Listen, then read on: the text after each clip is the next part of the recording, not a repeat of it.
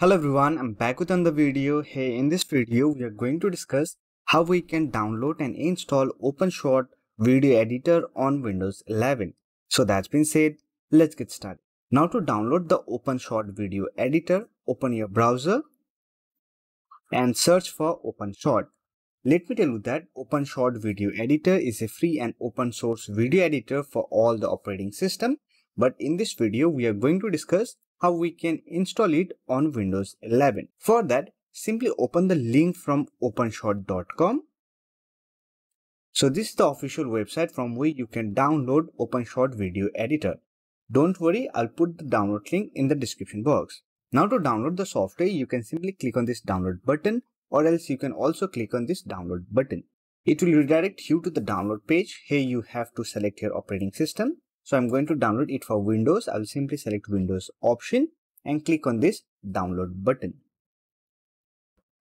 Here you can see it is downloading OpenShot installer file, which is around 200 MB. So let me complete the download process, and after that I'll show you how you can install and set up OpenShot video editor. Once the download is complete, simply open this installer file.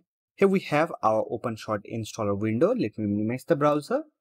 From the drop-down menu, select your language, then click on OK.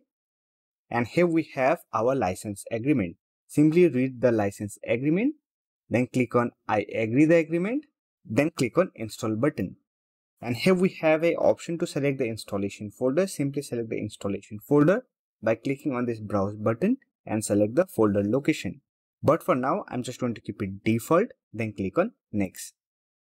Here we have to select some additional tasks, such as if you want to create desktop shortcut, simply click on this box, then click on next button. Now here we have our installation setup. Review the installation setup, then click on install button and wait for the installation process to complete.